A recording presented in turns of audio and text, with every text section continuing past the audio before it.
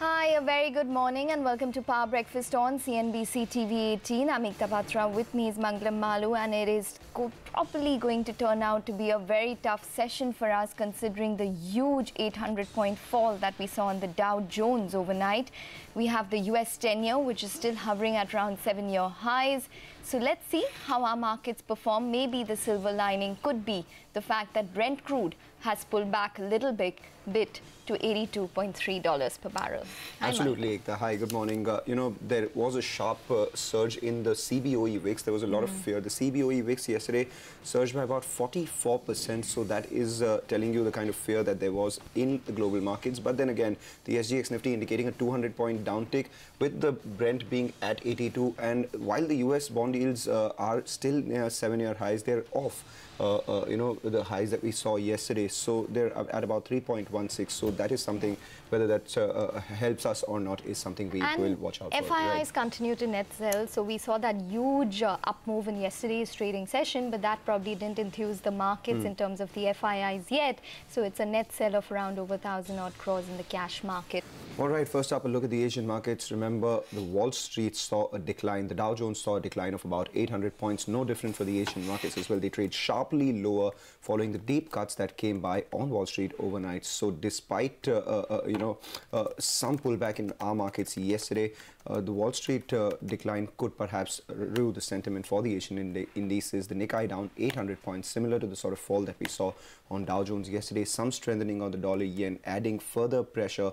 Not good news for Japanese exporters, as well as the other indices. The Korean index, which fell off the high point of the day yesterday and now continues that cut, about 3% on the Korean index as well. The Straits as well as the Taiwanese indices should come up for you. The Taiwanese index underperforming by a lot more, given that it was shut in yesterday's trading session. So 5% decline out there.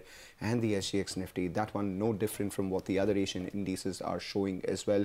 A cut of 227 points at the open, sub that 10,300 mark, closer to the 10,250 mark for the Nifty. However, with the 200-point decline at the open, crude being lower, as well as the bond yields coming off a little bit in the US, does that provide some support or not, is the big question that the street will be looking to answer.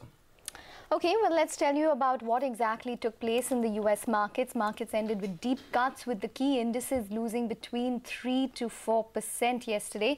The sell-off was prompted by a jump in US interest rates and a free fall in technology stocks. The Dow Jones plummeted 830 points to post the biggest fall that we've seen since the month of Feb. S&P 500 slumped 3.3%. The Nasdaq ended over 4% lower, which is the largest single-day sell-off that we've seen since June 24th, 2016. CNBC's Eric Chemi gets us a wrap of all what took place on Wall Street.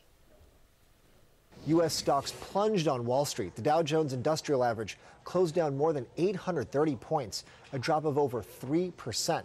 Its worst day since February. The S&P 500 also dropped more than 3%, and tech stocks were especially hard hit. The Nasdaq fell 4%.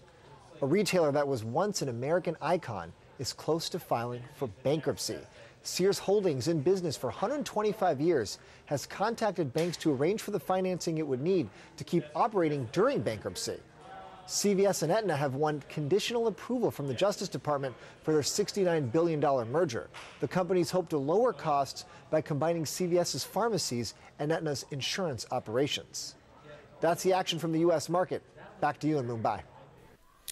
Okay, so that's what exactly took place in the equity market. But let's tell you about the US 10-year. The 10-year Treasury yield has traded around 3.23%, a day after hitting what was its highest level since 2011. The 2-year yield, meanwhile, reached its highest mark that we've seen since 2008. Reacting to the sell-off and rising rates, US President Donald Trump has described the fall in the market as a long-awaited correction and described the move by the Fed Reserve to raise rates as crazy. The Fed is making a mistake. They're so tight. I think the Fed has gone crazy. So you could say that, well, that's a lot of safety, actually, and it is a lot of safety, and it gives you a lot of margin. But I think the Fed has gone crazy. All right, Donald Trump voicing his opinions as always. But talking about opinions, here's also some opinion coming in from market experts on the sell-off in the market and the impact of rising yields. Rates are still rising from pretty low levels. At this point, they should also equal higher stock prices for a little bit longer. That relationship can still hold. But it's always the pace that's a little bit unnerving. And we saw that in February as well, when rates moved up very, very quickly and the market took a little bit of time to digest that. So ultimately, we need to see yields stabilize a little bit, and the stock market should be able to absorb it, especially because this time it's not been driven by inflation fears. It's more about a really good growth backdrop. The administration, and arguably properly so, has focused on bilateral relationships, not multilateral relationships. And I'm not really sure exactly why the multilateral approach is the best approach. U.S. manufacturing has been strong, and the economy's been doing well. Markets are forward-looking. They've looked past much of the trade rhetoric. Market has less tightening than what the Fed is telling us. The Fed thinks it's going slowly, but I don't believe it is. And in respect to neutral rates, housing is rolling over. So you got to be careful what these economists tell you with respect to where policy is neutral. If the Fed knew where it was going, it wouldn't cause recessions.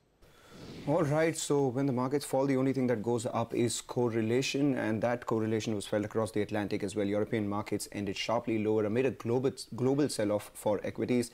Technology and mining stocks were the ones which led the rout in the European indices, and some fear of Chinese slowdown took the luxury stocks lower as well. The likes of Louis Vuitton, they fell by about 7%.